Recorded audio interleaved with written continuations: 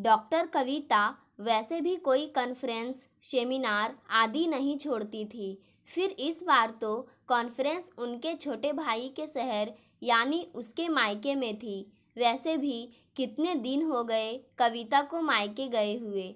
आज माँ से मिलने का यह सुनहरा अवसर वह भला कैसे छोड़ सकती थी। शादी के बाद से ही योगेश और मानसी उसे बुला रहे हैं, पर आजकल हर कोई अपने काम में इतना मशरूफ़ है कि बिना काम कहीं जाने का वक्त निकाल ही नहीं पाता। तभी तो पति सुनील ने भी साथ चलने से इनकार कर दिया था।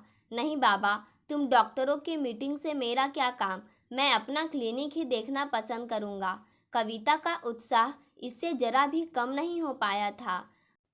माइका शब्द मात्र से स्त्रियों में भर जाने वाली ऊर्जा से वह भी अछूती नहीं थी। भाई भाभी के लिए उपहार खरीदने के बाद उसने माँ के लिए भी एक सुंदर सी गरम शॉल खरीद ली थी। वजन में हल्की, आरामदायक, हल्के रंग की यह शॉल माँ को अवश्य पसंद आएगी। कल्पना में शॉल ओढ़े सैर के लिए निकलती माँ का चेहरा आंखों के सामने आया तो कविता के चेहरे पर स्वतः ही स्मित मुस्कान बिखर गई।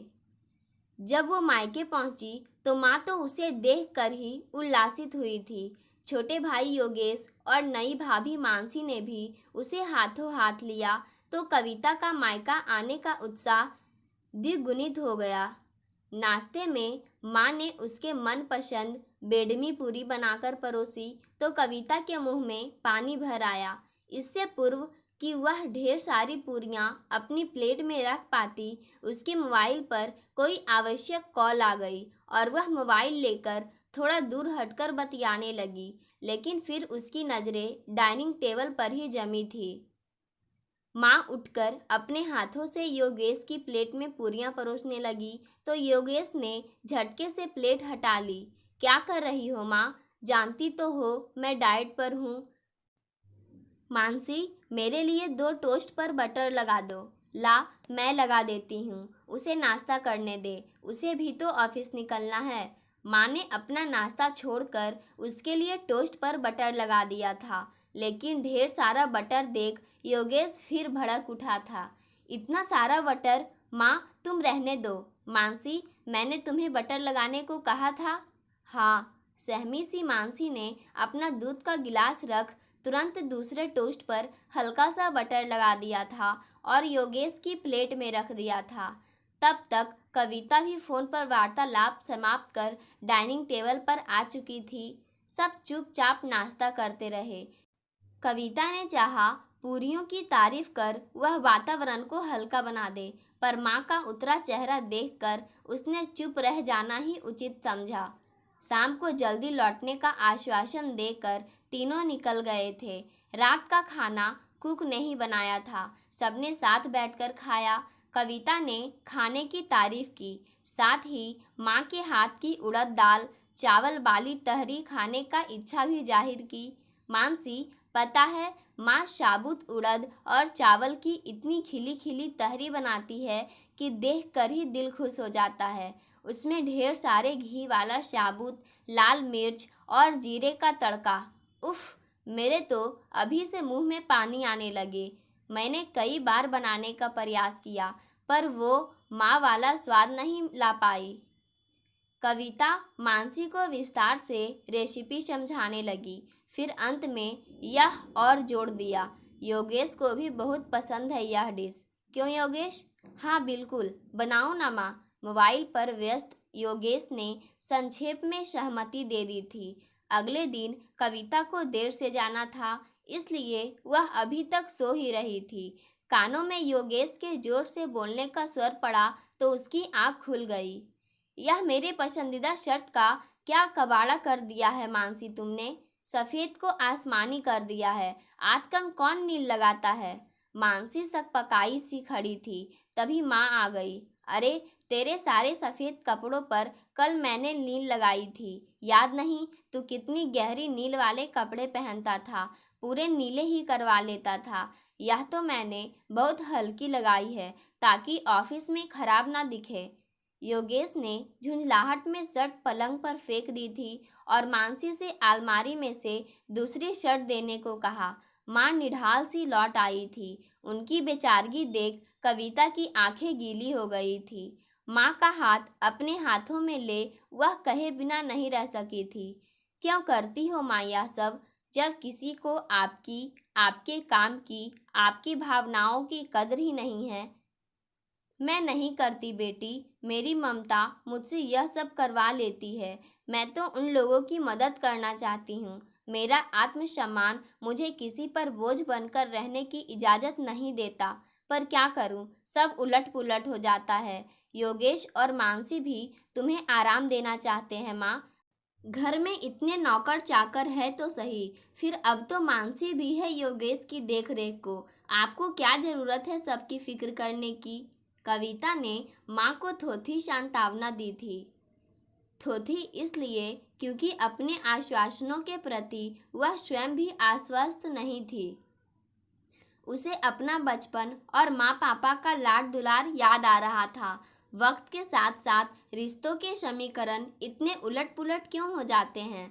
माता पिता के लिए अपने बच्चों की लापरवाहियों, गैर जिम्मेदाराना हरकतों को माफ़ या नज़रअंदाज करना कितना आसान होता है। नाराज या क्रोधित होने के बजाय वे उसमें भी बच्चों की मासूमियत खोज लेते हैं। लेकिन बड़े होने पर वे ही बच्चे बुजुर्ग माता पिता की अज्ञानतावश की कई गलतियों पर खींच जाते हैं, गुस्सा करने लगते हैं। हमारी सहनशीलता इतनी कम क्यों हो गई है। यदि बुढ़ापा बचपन का पुनर्आगमन है तो बुढ़ापे की नादानियों में हमें मासूमियत नज़र क्यों नहीं आती। जो कुछ उनके लिए इतना सहज सरल था, हमारे लिए इतना मुश्किल क्यों है। ब्रेकफास्ट टेबल पर योगेश ने बताया कि रात के खाने पर उसने अपने कुछ विदेशी क्लाइंट्स को आमंत्रित किया है। उनके लिए सी फूड, मैक्सिकन आदि बाहर से आ जाएगा। मानसी, तुम थोड़ा ड्रिंक्स, क्रॉकरी, सजावट आदि देख लेना। मैं शायद उन लोगों के साथ ही घर पहुंचूं। दीदी, आप भी हमें ज्वाइन कर लेना, योगेश ने मुझसे कहा तो मैंने ये कहकर बात खत्म कर दी कि टाइम पर आ गई तो मिल लूँगी सबसे, थोड़ा बहुत साथ खा भी लूँगी। पर वैसे मुझे यह सब ज़्यादा पसंद नहीं है। माँ, आपके लिए जो बनेगा मैं तो वही खाऊंगी। योगेश मानसी को और भी निर्देश देता रहा। नाश्ता समाप्त कर उठने तक पार्टी की समस्त रूपरेखा तैयार हो चुकी थी।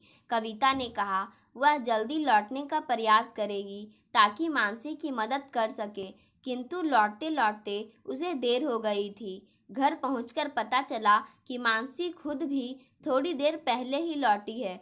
ऑफिस में कुछ काम आ गया था, पर तैयारी तो सब हो गई लगती है। चकित सी कविता ने सब ओर नजरें दौड़ाते हुए हैरानी जाहिर की तो कृतज्ञता से अभिभूत मानसी ने रहस्योद्घाटन किया। यह सब मम्मी जी ने करवाया है। मैं तो देर हो जाने के कारण खुद घबराई सी घर पहुंची थी, पर यहाँ आकर देखा तो सब तैयार मिला। ये सब कार्यक्रम मेरे सामने ही तो तय हुआ था। तुम्हें आते नहीं देखा तो मैंने सोचा मैं ही करवा लूँ, वरना योगेश आते ही तुम पर सवार हो जाएगा। बचपन से ही थोड़ा अधीर है वह, तुम उसकी बातों को बुरा मत माना करो। हाँ, कुछ कमी रह गई हो तो तुम ठीक कर लो, माँ ने मानसी से कहा। कोई कमी नहीं है मम्मी जी, सब एकदम परफेक्ट है। इतना अच्छा तो मैं भी नहीं कर सकती थी। मानसी ने भूरी भूरी प्रशंसा की तो माँ एकदम बच्चों की तरह उत्साहित हो उठी। तुम लोग अब तैयार हो जाओ, योगेश मेहमानों को लेकर आता ही होगा। जैसे कि उम्मीद थी, पार्टी बहुत अच्छी रही। सबके कहने पर माँ एक बार बैठक में आकर मेहमानों से मिल ली। बाकी समय वे अंदर ही व्यवस्था देखती रही।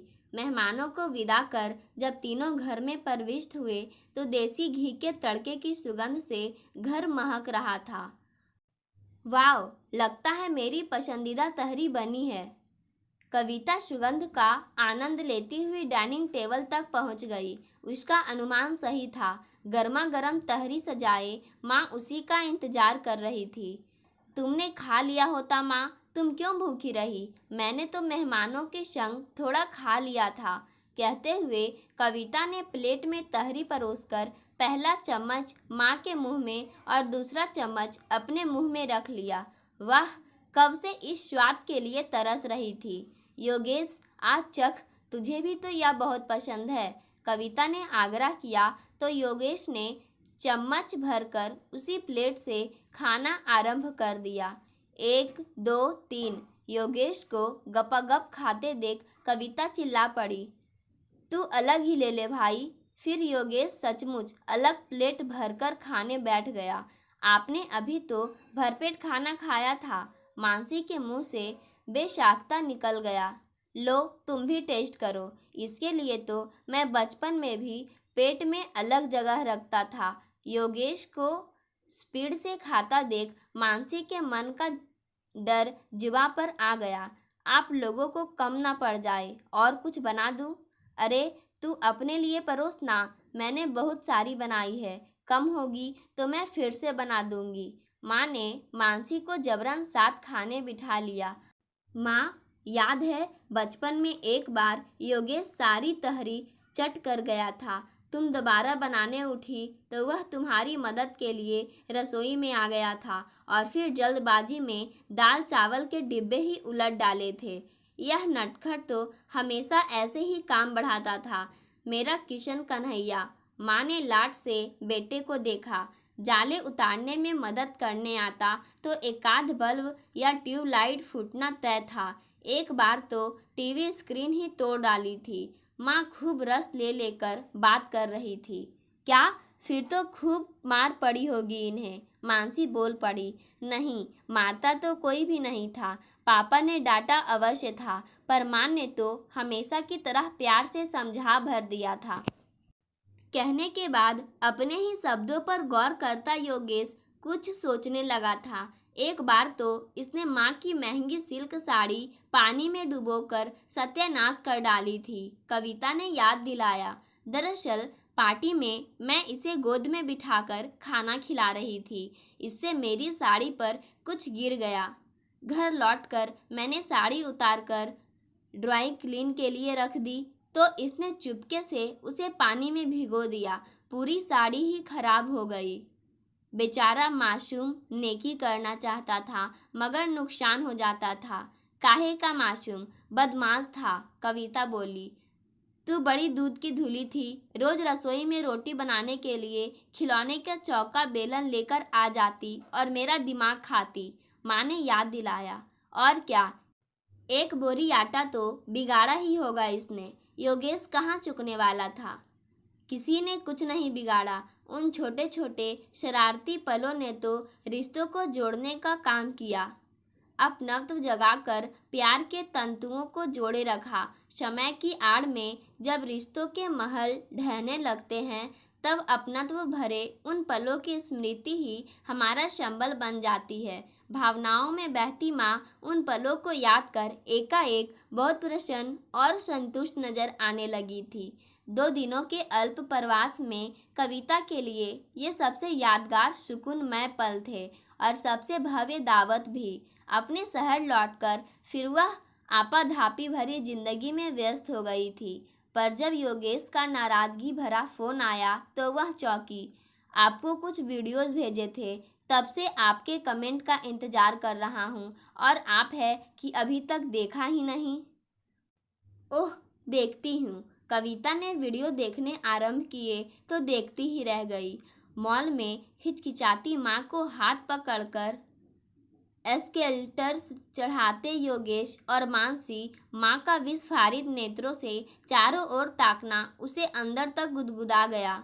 फिर धूप में मेरा सूखता स्मार्टफोन, जो कि चिकनाई हटाने के लिए माँ ने डिटर्जेंट से धोकर सुखा दिया था, और यह उदास माँ 4 दिनों से अनजाने में हुए इस नुकसान का मातम मना रही है।